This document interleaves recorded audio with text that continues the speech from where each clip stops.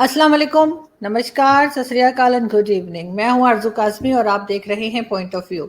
हमें जी भारत से ज्वाइन किया है रोहित शर्मा जी ने। आप सब जानते हैं रोहित को, रोहित जर्नलिस्ट हैं। Thank you so much Rohit ji. और इससे पहले कि हम वीडियो में आगे बढ़े, सबसे पहले आप सबसे रिक्वेस्ट है कि प्लीज़ जिसने हमारा चैनल सब्सक्राइब नहीं किया है वो प्लीज़ हमारे चैनल को सब्सक्राइब करना ना भूलें। आज जी हम बात करेंगे रोहित जी, आपके यहाँ पता है कि पंजाब में बड़ा हंगामा है आपकी तरफ, और सिद्धू जी ने जो है वो रिजाइन कर दिया है, ये न्यूज़ भी आ रही है। और क्या रहा है, आप जरा हमें अपडेट करेंगे प्लीज। सिद्धू को आज एक लीडर ने बताया कि ये मिसगाइडेड मिसाइल हैं। वैसे तो मिसाइल हैं लेकिन इनकी जो गाइडेंस है वो फेल हो गई है, कहीं भी गिर सकते हैं। तो ये मिसगाइडेड मिसाइल अब की बार अपने ही कांग्रेस पे गिर गया।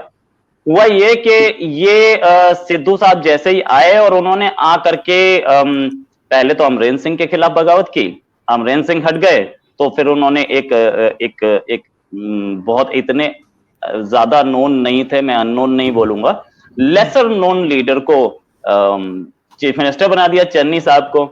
और चन्नी साहब को चीफ मिनिस्टर बनाने के बाद उन्हें लगा कि चन्नी साहब हैं, ठीक है, कोई प्रॉब्लम नहीं है, मेरी बात जो बोलेंगे वो जो मैं बोलूंगा वो ये मानेंगे। ऐसा हुआ नहीं। और ऐसा हुआ नहीं तो सिद्धू साहब के साथ प्रॉब्लम आ गई, यार ये तो बड़ी गड़बड़ है, ये मेरी बातें नहीं सुन रहा। अब सिद्धू साहब के साथ प्रेशर सिद्धू पे बढ़ना शुरू हुआ होगा। सिद्धू ने उस प्रेशर को कहां तक कर्टेल करते, लेकिन आज जो इन्होंने रेजिग्नेशन दिया है एक बड़े अहम टाइम पे दिया। आज फॉर्मर चीफ मिनिस्टर वही अमरेंद्र सिंह, कैप्टन अमरेंद्र सिंह, जिनका एक पंजाब में एक अच्छा बड़ा होल्ड है, वो दिल्ली आ रहे हैं। और दिल्ली आकर के ये अब करेंगे क्या? ये मीटिंग करेंगे अमित शाह होम मिनिस्टर से और साथ में बीजेपी चीफ से। तो ये लगाया जा रहा है कि हो सकता है ये बीजेपी ज्वाइन कर जाए। हो सकता है कि अभी कपूरथला हाउस पे वो सारे रिपोर्टर्स खड़े हैं इस समय 4:30 बजे, इस समय 5:15 हो रहे हैं, 4:30 बजे इनका प्लेन लैंड होना था दिल्ली में। और उसके बाद ये कपूरथला हाउस जाते और उसके बाद मोस्ट लाइकली अब तक पहुंच चुके होंगे, मैं थोड़ी देर से अपडेट नहीं हूं। और वहां से इनको मीटिंग्स करनी थी। तो एक आपका एक बड़ा लीडर जिसको हिंदी में बोलते हैं दिग्गज नेता, वो एक स्टैलवर्ट, वो एक बैनियन ट्री जिसको बोलते हैं, वो आपका गिरा और गिर के वो दूसरे के पाले में गिर गया। तो अब उसका पूरा वुड तो दूसरा संभालेगा। ऐसी भी खबरें आ रही हैं कि उनको सेंटर में एक बड़ी रिस्पॉन्सिबिलिटी दी जा सकती है अमरेंद्र सिंह को। और अगर ऐसा कुछ हुआ तो अमरेंद्र सिंह पूरी जो पॉलिटिकल अब तक सैफोलॉजिस्ट जो बोल रहे थे, या पॉलिटिकल अब तक जो बातचीत हो रही थी, या अब तक जो कैलकुलेशंस थी, वो सारी बिगड़ जाएंगी। क्योंकि अमरेंद्र सिंह एक बहुत स्ट्रॉन्ग सैलवोट है वहां के, और वहां पर उन्होंने कांग्रेस को 2 बार जीत दिलाई है। जो ऑपोजिशन है आम आदमी पार्टी, वो भी एक पावरफुल पार्टी है, इसमें कोई शक नहीं। लेकिन कांग्रेस ने एक दलित को चीफ मिनिस्टर बना दिया है, तो दलित वोट बैंक ड्रिफ्ट करने के चांसेस है कांग्रेस की ओर। लेकिन अमरेंद्र अपना वोट बैंक लेके अगर बीजेपी के पास आए, बीजेपी की अभी सिर्फ 3 सीटें, जस्ट 3 सीट्स, और पिछली बार वो अकालीस के साथ लड़े थे, अब की बार अकालीस के साथ नहीं है। तो अमरेंद्र एंड बीजेपी एक बड़ा फैक्टर बन सकते हैं। पहली चीज, सारे के सारे और ट्राइपार्टाइट स्ट्रगल होगा, जैसे बोलते हैं 3 कोने होंगे, उसमें स्ट्रगल होगा। एक कांग्रेस होगी, एक बीजेपी एंड अमरेंद्र, और एक आम आदमी पार्टी। तो इसमें कौन सामने उभर के आएगा वो देखना बाकी है। अब जहां तक बात कि सिद्धू जब बीजेपी में थे तब भी वो एक ट्रबल थे। उन्होंने बहुत कोशिश की कि बीजेपी और अकाली का टूट जाए अलायंस, नहीं टूटा। प्राइम मिनिस्टर मोदी पता नहीं उस समय क्या सोच रहे थे, क्योंकि प्राइम मिनिस्टर मोदी ने बहुत सारे पुराने अलायंसेस तोड़े थे। प्राइम मिनिस्टर मोदी की मैं एक खूबी मानता हूं कि पॉलिटिकल उनकी जो समझ है, पॉलिटिकल नॉलेज जो है, पॉलिटिकल अंडरस्टैंडिंग जो है, बहुत शार्प है। उनको पता था कि हम शिवसेना के बिना बहुत अच्छा परफॉर्म करेंगे। उन्होंने शिवसेना से अलायंस तोड़ा। उसके बाद सेकेंड टाइम फिर वो अलायंस में लड़े, लेकिन टूटा। फिर से टूटा तो सबसे ज्यादा सीट्स उनकी थी, लेकिन बाकी सारे इकट्ठे आ गए और बन गए।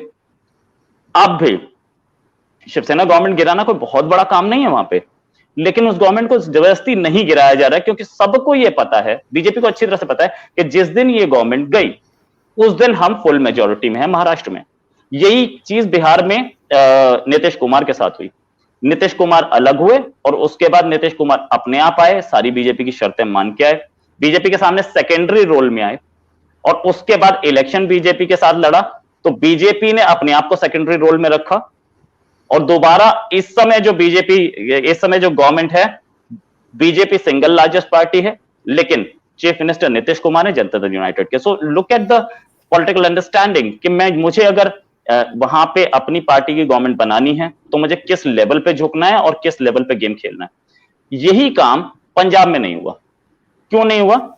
क्योंकि बीजेपी के जो मतलब स्टैलवर्ड्स हैं, बीजेपी के जो लीडर्स हैं, बीजेपी के थिंक टैंक्स जो हैं, वो नहीं चाह रहे थे कि कहीं से भी श्रोमणी अकाली दल से इनका अलायंस टूटे। वो अब टूट चुका है। बीजेपी के पास कोई सिख फेस नहीं था। बीजेपी खुद ढूंढ रही थी कि कोई सिख फेस के हमें कैसे मिले, कोई ऐसा आदमी मिले जो सिखों का लीडर बने, और उनको अब बैठे बैठाए थाली में अमरिंदर से मिलते दिख रहे हैं। अगर ऐसा हुआ तो BJP will be a power. और ये शायद यही एक बड़ी एम्बैरेसमेंट सिद्धू के लिए आ गई थी कि सिद्धू गवर्नमेंट चेंज करा दी, यहां गवर्नमेंट गिरने की नौबत आ रही है। अमरिंदर सिंह के पास अभी 40 सीट्स हैं, 40 एमएलए का सपोर्ट है, और वो 40 एमएलए अगर विड्रॉ कर जाते हैं तो गवर्नमेंट फॉल्स। लेकिन इस गवर्नमेंट को गिराएगा कोई नहीं। चन्नी 6 महीने के चीफ मिनिस्टर हैं, चलने दो, कोई फर्क नहीं है। अगर हमने गिरा दिया तो सिंपैथी वोट मिल सकती है। लेकिन ये एक प्रॉब्लम अब हम फ्यूचर में देखेंगे कि ये अगले इलेक्शंस 6 महीने तो दूर है ना, अगले इलेक्शंस में कॉन्फ़िगरेशंस इतनी स्ट्रांगली और इतने फास्ट बदली हैं कि हमें लगता है कि there is going to be some miracle in Punjab, जो कि बीजेपी कभी भी नहीं कर सकती थी। हमने अभी इससे पहले देखा है कि बीजेपी ने अपने आप को कर्नाटका में उभारा, जहां कर्नाटका में वो कहीं नहीं थी। तमिलनाडु में इनकी प्रेजेंस अब आ गई है, तेलंगाना में इनकी प्रेजेंस आ गई है, यहां तक कि त्रिपुरा, एक छोटी सी स्टेट ईस्टर्न कॉर्नर में, वहां पर भी बीजेपी गवर्नमेंट आई है। तो इन लोगों की पॉलिटिकल जो थिंक टैंक्स हैं और इनकी जो पॉलिटिकल समझ है उसके तरीके से, और इनके पीछे they are the backing of RSS. और आरएसएस कैसे काम करता है वो एक आरएसएस सीक्रेट रखता है, लेकिन जितना पता लगा है उस हिसाब से कि वो 10 साल पहले किसी भी इलेक्शन की तैयारी करता है। 10 साल पहले अपने पास एक कमेटी बना लेता है। मतलब अभी 2024 का इलेक्शन आने वाला है तो 2029 के इलेक्शन की कमेटी काम कर रही होगी, और वो काफी टाइम से 2019 में बन गई होगी, और वो थ्रू आउट द चैनल वो बताती रहेगी कि अगर हमने ये काम नहीं किया, जैसे योगी आदित्यनाथ को चीफ मिनिस्टर बनाना था, तो ये आरएसएस की ही रिकमेंडेशन थी कि योगी आदित्यनाथ को नहीं बनाया, क्योंकि Manoj Sinha was the chosen candidate of the prime minister, जो कि आजकल लेफ्टिनेंट गवर्नर जम्मू कश्मीर है। अगर ये आरएसएस की रिकमेंडेशन थी कि अगर जम्मू कश्मीर अगर यूपी में योगी आदित्यनाथ को नहीं बनाया गया तो हम नेक्स्ट इलेक्शंस में फॉल्ट कर सकते हैं और उससे अगले में भी कर सकते हैं, तो बना दिया गया। और उसका रिजल्ट हमें, योगी आदित्यनाथ को बनाने का रिजल्ट हमें अच्छा दिखा, और बीजेपी पिछली बार की 282 सीट से बढ़ के 303 पे पहुंची। तो इस तरीके की जो थिंक टैंक्स हैं और जो इनके सपोर्टर्स हैं, वो बीजेपी को गाइड उस हिसाब से करती है कि हमारा फ्यूचर इलेक्शंस कैसे चलेंगे। इसमें नवजोत सिंह सिद्धू फिट नहीं हो पा रहे थे उस समय।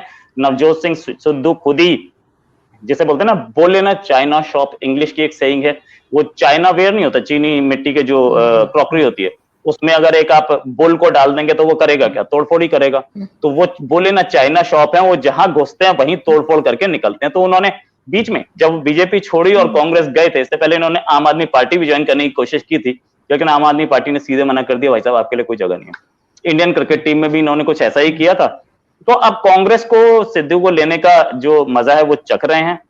सिद्धू की पॉपुलैरिटी इस समय गिर रही है पंजाब में, हालांकि वो क्लेम करते हैं कि बढ़ रही है, लेकिन अमृतसर से रिपोर्ट यह है कि 2.5 साल से वो अमृतसर में कहीं दिखे नहीं है। अमृतसर उनकी सीट होती थी, अमृतसर उनकी सीट जो थी उससे पिछले से पिछले इलेक्शन में अरुण जेटली लड़े थे, वो उस समय के फाइनेंस मिनिस्टर, और वो हार गए थे। सिद्धू की सीट से हार गए, और वो भी मोदी वेव में हार गए। कुछ हजम नहीं होती बात, तो कहीं ना कहीं सिद्धू इसके खिलाफ काम कर रहे होंगे, नो डाउट अबाउट इट। लेकिन जो भी है जब जहां तक बात यह कि सिद्धू का क्या इस समय पोजीशन है, सिद्धू अभी अपनी कांग्रेस चीफ की सीट से जा चुके हैं, लेकिन उनका वो बोले ना चाइना शॉप फिलॉसफी नहीं गई है, वो अभी भी वो अपना काम कर रहे हैं। अगले कुछ घंटे में एज द सिचुएशन अनफोल्ड्स हमें दिखेगा कि कांग्रेस वीक होती जाएगी और सिद्धू का क्या होगा। सिद्धू को आशीर्वाद प्राप्त है, वो गांधी फैमिली से, और गांधी फैमिली उस सिद्धू के साथ खड़ी है। तो हमें अब फ्यूचर कांग्रेस को खुद ढूंढना होगा, क्योंकि ऐसी ऐसी इंटरनल कॉन्फ्लिक्ट्स की वजह से कांग्रेस पहले ही मध्य प्रदेश की गवर्नमेंट खो चुकी है अपनी। ज्योतिरादित्य सिंधिया था और उन्हें डिप्टी सीएम छोड़िए, उनको एक राज्यसभा मेंबर तक नहीं बनाया, और उस जिसकी वजह से वो नाराज हो गए और उन्होंने पार्टी तोड़ के बीजेपी में शामिल हो गए, और बीजेपी की फर्स्ट क्लास गवर्नमेंट चल रही है वहां पे। तो ऐसा लेकिन अब कांग्रेस में भी, ऐसा हमें पंजाब में भी दिख सकता है। बिल्कुल, आपने बहुत अच्छा किया कि हमें डिटेल से बताया ताकि सब लोग यहाँ पे भी पाकिस्तान में भी अंडरस्टैंड कर सकें, क्योंकि नवजोत सिंह सिद्धू जो हैं वो पाकिस्तान में भी आप जानते हैं कि बड़े मशहूर हैं और बड़े लोग उन्हें पसंद करते हैं। और जब ये करतारपुर कॉरिडोर की ओपनिंग हुई थी तो वो आए थे और उन्होंने इमरान खान साहब जो हमारे प्राइम मिनिस्टर हैं उनके लिए बड़े शेर व शायरी भी की थी। तो कहीं ना कहीं आपको लग रहा है कि आगे इनका फ्यूचर है पॉलिटिक्स में, या आप साइड पर हो जाएंगे? इसलिए कि हर जगह आप कह रहे हैं कुछ ना कुछ प्रॉब्लम रही, चाहे वो क्रिकेट टीम हो, चाहे पहले वो बीजेपी में थे या आप जैसे कांग्रेस में है। तो इनका क्या फ्यूचर आपको लग रहा है, और स्पेशली पंजाब का क्या फ्यूचर है? क्योंकि अभी पंजाब में भी तो आपके यहाँ शायद इलेक्शन ना होने वाले, if I am not wrong. 6 महीने में इलेक्शन हैं, ये चन्नी 6 महीने के लिए चीफ मिनिस्टर बने थे। अब जहां तक बात है सिद्धू की, एक चीज और आपसे मैं पूछूं, वो ये कि अभी मैं न्यूज देख रही थी आपके टीवी चैनल्स पे, तो कुछ लोग ये भी, आपके मिनिस्टर्स वगैरह ये भी कह रहे थे कि शायद इनको मना लिया जाए, शायद इनका जो रेजिग्नेशन है वापस भी करवा दिया जाए। ये भी पॉसिबिलिटीज है। देखिए, कांग्रेस में जब भी कभी आपके पास गांधी का आशीर्वाद है तो आपको कोई प्रॉब्लम ही नहीं है, आप 10 बार रिजाइन कीजिए। आपने अभी, हम लोगों ने एक बहुत बढ़िया ड्रामा देखा कांग्रेस में। सोनिया गांधी प्रेसिडेंट थी, रिजाइन करके बेटा बन गया, बेटे ने रिजाइन कर दिया, अब फिर माताजी बन गई, और माताजी की रिजाइन कर देंगे तो फिर बेटा बन जाएगा। तो वो प्रॉब्लम ही नहीं है। एक सीट रिजर्व्ड है तो वो उसमें कोई गांधी ही बैठेगा, ये पक्का है। अब जहां तक बात यह है कि गांधी को क्या पसंद है, गांधी को सिद्धू पसंद है, गांधी टॉप पे बैठे हैं। कांग्रेस की हालत ये हो गई है कि वो पिछली बार 45 सीट पे थे, आपके 53 पे आ गए। तो प्रोग्रेस है, लेकिन वो 272 का मैजिकल फिगर जिससे आप गवर्नमेंट बनाते हैं वो बहुत दूर है। ठीक है, तो कांग्रेस खुद भी अपनी एक नॉर्थ ईस्ट में, एक छोटा सा एग्जांपल मैं आपको बताऊंगा। नॉर्थ ईस्ट हमारा जो चिकन नेक है उसके आगे नॉर्थ ईस्ट पड़ता है। नॉर्थ ईस्ट में उसे ये भी बोलते हैं लैंड ऑफ 7 सिस्टर्स। 7 स्टेट्स हैं, वो सातों की सातों स्टेट्स में कांग्रेस गवर्नमेंट हुआ करती थी। असम के एक मिनिस्टर थे हेमंत बिस्वा शर्मा, जो कि आजकल वो असम के चीफ मिनिस्टर हैं। हेमंत बिस्वा शर्मा कुछ अपनी कांग्रेस के मेंबर थे और कांग्रेस के मिनिस्टर थे, तो कुछ प्रॉब्लम लेके वो राहुल गांधी से मिलने पहुंचे।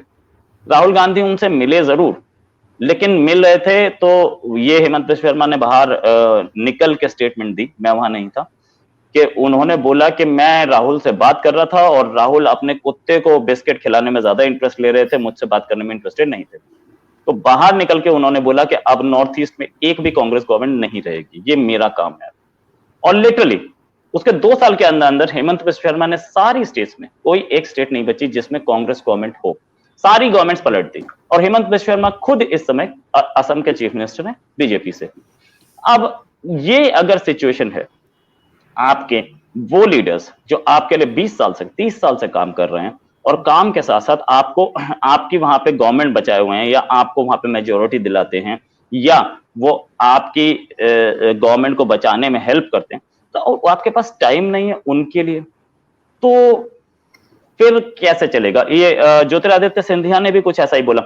एक माइंडसेट बन चुका है कांग्रेस का कि आप कितने सीनियर हों हमें फर्क नहीं पड़ता, हम जब आपको सीनियर मानेंगे उस दिन आप सीनियर होंगे। तो यही प्रॉब्लम ज्योतिरादित्य सिंधिया के साथ आई, यही प्रॉब्लम हेमंत बिस्वा शर्मा के साथ हुई। कांग्रेस ने अपनी वहां पे 4-5 गवर्नमेंट्स भी लूज की नॉर्थ ईस्ट इंडिया में।